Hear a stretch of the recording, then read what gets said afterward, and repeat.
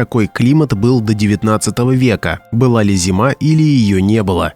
Предлагаю все исследования вести непредвзято, то есть мы заранее не занимаем какую-то определенную позицию. Представим, что мы ничего не знаем о Земле и вчера прилетели с Марса, и нам надо провести исследование и сделать вывод, была ли зима до 19 века или нет. Изучать предлагаю то, что сложно подделать, например, архитектуру. Стоит ли изучать картины, гравюры и другую макулатуру? Думаю, нет. И вот почему. Посмотрите на картину Репина «Иван Грозный убивает своего сына», написанную в конце 19 века. Художник не жил в указанное время, он не был свидетелем данных событий, но картину нарисовал. И многие эту картину воспринимают за правду. Но правдой она не является. У англосаксов стояла задача Ивана Грозного, которого они отравили, выставить сумасшедшим, что они и сделали с помощью картины. Если данная картина ложь, другие картины автора тоже могут быть ложью. А картины других художников, получается, тоже не являются истиной. Кстати, картины могут быть истиной. Только в последующие годы картинам поменяли дату и, например, картины конца 19 века стали картинами 16-17 века. Поэтому картины я рассматривать не буду, а вот фотографии рассмотрим. Что касается старинных письменных источников, к сожалению, они все западноевропейские, а западная цивилизация основана на тотальной лжи. И когда крупнейшая корпорация в мире контролирует самую жуткую, дьявольскую пропагандистскую машину во всем этом безбожном мире, кто знает, какую хрень они впарят вам в качестве правды? Поэтому, я думаю, нет смысла на них обращать внимание. С чего мы начнем свое исследование? Думаю, надо определиться в следующем вопросе. А какое нормальное состояние Земли? С зимой или без зимы? Что, если зимы, как сейчас, это ненормальное состояние? И, например, сейчас мы переживаем последствия ядерных испытаний 60-х годов, когда СССР и США на двоих взорвали 600 ядерных бомб. Как мы ответим на вопрос «Зима – это вообще нормально?» Изучим месторождение природного газа, нефти и каменного угля ближе к полюсам. Это будет первый факт. Как мы знаем, природный газ, нефть и уголь имеют природное происхождение, то есть органика была накрыта осадочными породами и получились вышеописанные углеводороды. Соответственно, если близ Северного и Южного полюса есть месторождение углеводородов, а они там есть, смотрите на карты, мы должны ответить на вопрос, как в этих местах накопились большие объемы органики. Либо органику туда смыло с материков, либо органика сама выросла в указанных местах. Если было всегда холодно и Антарктида была покрыта толстым слоем льда, то смытая органика никак не могла попасть под лед. Органика, то есть деревья, листья, водоросли, просто бы вмерзли в лед и не превратились в углеводороды. Стало быть, Антарктида не была покрыта ледяным панцирем, и органика то ли местная, то ли смытая с других материков попала под землю. Отсюда мы делаем вывод, что на Антарктиде довольно продолжительный период накапливалась органика, и при этом поверхность Антарктиды не была покрыта ледяным панцирем. Как долго Антарктида была без льда и накапливала будущие углеводороды, и как давно она покрылась ледяным панцирем, лично мне достоверно неизвестно. Старинные карты говорят, что недавно, а специально обученные люди говорят, что миллионы лет назад. Второй факт – это акведуки. Они есть в Риме, Тунисе, Греции, современной Турции и, как это ни странно, в Москве. Вот на фото Ростокинский акведук, единственный сохранившийся из 5 акведуков. Официально построен в 1783-1784 году. Обошелся казне очень дорого, из-за чего в народе его назвали «Миллионный мост». В верхней части акведука выложен каменный желоб, по которому текла вода. К этому акведуку есть ряд вопросов. Зачем строить подобное сооружение в холодном климате, где с ноября по апрель 6-7 месяцев в году морозы? Как текла вода по каменному желобу зимой? Может быть, кто-то хочет сказать, что текущая вода не замерзает? Тогда зачем современные трубы прячут под землю и заматывают в утеплитель? Может быть, поэтому данный акведук не популярен. Далеко не все жители Москвы о нем знают, а экскурсии не проводятся. Третий факт. Опоры мостов и ледоколы. Перед вами Карлов мост в Праге, а перед каждой опорой деревянные ледоколы. Весь город и сам мост величественные каменные, а ледоколы деревянные. Неужели, когда строили мост, не знали, что бывают зимы? Что зимой на реке намерзает лед, и этот лед нужно ломать, отводить от опор моста. Если не делать эти ледоколы, то льдины могут нагромоздиться на опоры и повредить мост. Почему бы одновременно со строительством каменного моста не сделать ледоколы из камня, чтобы не менять деревянные каждый год?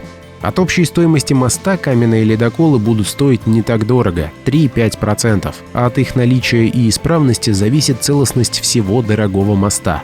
Кроме того, каменные ледоколы на века. Деревянные бревна гниют, скобы ржавеют, и может получиться так, что весной бревен не будет, и защищать мост будет нечему. Что касается острой части опоры моста, предназначенной для ломания льдин, на этой фотографии видно, что ее приделали позже. Камни основной опоры и острые части не перевязаны. То же самое на других мостах. Вот, например, большой каменный мост в Москве. Четвертый факт. Памятники и скульптуры. Об этом уже было сказано не раз. Статуи до 20 века в легких одеждах и сандалиях. Во всем мире не существует памятников в шубе или на санях. А вот памятники Ленину уже в пальто. Пятый факт. Тепловые тамбуры. Посмотрите на это фото «Дом дворянского собрания». Как вы видите, само здание величественное и каменное, а тепловой тамбур сделан на скорую руку из деревянного бруса. Кроме того, изначальные дверные проемы раза в 2 выше, чем тепловые тамбуры. Если бы тепловые тамбуры были нужны при строительстве, то архитектор заложил их в конструкцию. Шестой факт. Античная архитектура. Перед вами не античный храм где-нибудь в Греции или Риме, а Вальхалла или Зал славы в городе Регенбург, Германия. Официально построен в 1842 году. Находится на 49 градусе северной широты. Это примерно на той же широте, где Харьков и Белгород. Античная культура с легкой одеждой, сандалиями, акведуками, амфитеатрами и античными храмами возможно только в теплом климате. Если такой климат был до 19 века, то в 18 веке была античность. Седьмой факт. Фотографии пальм из Москвы и Санкт-Петербурга. Это ствол пальмы в Москве. А это Санкт-Петербург. Восьмой факт. Отсутствие зимней военной формы в России в 18 веке. Летняя и как бы осенне-весенняя есть, а зимней нет. Неужели солдат отпускали на зиму по домам? Конечно, нет. Солдаты оставались в частях и гарнизонах, продолжали тренироваться, и государство должно было выдавать им стандартизированную зимнюю форму одежды, но ее нет. Девятый факт. Переделка крыш. На старых зданиях хорошо заметно, как выдалбливали штрабу по кирпичной стене, переделывая крыши с небольшим склоном на крыши с более крутым склоном. Такое актуально в том случае, что изначально крыши предназначались от дождя, а потом появился тяжелый снег, и он проламывал старые плоские крыши. Более крутой угол способствует сходу снега с крыши. Десятый факт. Этимология слов «топить», «топливо», «печь», «беспечный» и «обеспеченный». Слово «топливо» как будто подсказывает, что случился потоп или затопление, по воде плавали куски деревьев, и то, что плавало после потопа, назвали топливо. Слово «печь» от слов «печь хлеб». Мы же не называем печь обогревалка, хотя кто-то называет печку теплушка. Можно назвать печь топка, но мы тогда снова приходим к потопу. Слово «обеспеченный». Простые люди раньше пекли хлеб сами в печах, либо дома, либо на улице, а более богатое население, обеспеченные, не имели печи и покупали хлеб у тех, у кого она была.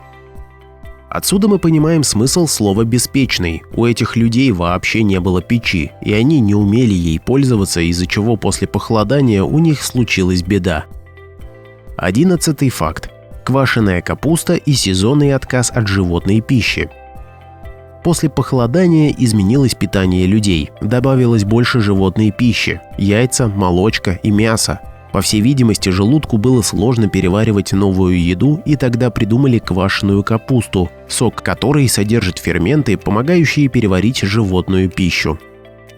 Изменение климата. Появились холодные зимы, и употребление животной пищи открыло новую проблему при смене сезонов – падение иммунитета и стресс организма, что давало простудные заболевания при переходе от осени к зиме и при переходе от зимы к весне. Тогда предки придумали, как помочь организму. 2 периода в году, один осенью, другой весной, когда нужно было не есть животной пищи. Отказ от животной пищи помогал организму очиститься от шлаков и каловых камней, что укрепляло иммунитет и снижало стресс организма при смене сезонов. Практический смысл имеют только 2 периода в году по отказу от животной пищи. Если вы знаете, то вы можете написать в комментариях, какая организация приписала себе эти периоды отказа от животной пищи. 12-й факт. Шелковые мануфактуры в Москве и Павлово-Посадском районе. Жители Павлово-Посадского района откуда-то имели знания и опыт по разматыванию куколок шелкопряда и из полученной нити делали шелк. Личинок скармливали пушным зверям, которых разводили в окрестностях и получали ценный мех. Из дерева шелковицы делали гусли и иконы. Иконы из шелковицы до сих пор можно найти в культовых сооружениях Павлово-Посадского района. 13-й факт. Русские сказки, в которых рассказывается про лес и лесных животных. Я думаю, что лес – это звездное небо, а лесные звери – это созвездия. Об этом уже было видео на канале. Лес и лесные животные, конечно, были, только жили они севернее. Про замороженных мамонтов с луговыми травами во рту и желудке тоже было видео на канале. Как вы думаете, почему нет сказок про мамонтов? Следующие факты о том, что зимы не было, я опишу в несколько строк и дам ссылки на исследования других авторов в описании. 14-й факт. Отсутствие гидроизоляции на старинных зданиях, из-за чего стены постепенно разрушаются. 15-й факт. Отсутствие печей в старинных зданиях и прорубание дымоходов в стенах. Отсутствие отопления в кирпичных зданиях в холодном климате приводит к появлению сырости и, как следствие, плесени, из-за чего мы задаемся вопросом, как сохранились старинные культовые предметы и книги. Можете поинтересоваться, какие требования к температуре и влажности для сохранения экспонатов в музее, и задаться вопросом, соответствует ли музейным условиям хранения в кирпичном здании без отопления. Кроме того, каменные или кирпичные здания, построенные на гашеной извести в холодном климате, будут нежилыми вследствие того, что известь впитывает из атмосферы влагу и отдает ее внутрь помещения. В подобных зданиях всегда будет влажно, а люди будут болеть туберкулезом. Я привел 15 фактов о том, что зимы до 19 века не было. Стопроцентные достоверные факты, что была зима, можете написать в комментариях. А на этом все. До новых встреч. Пока.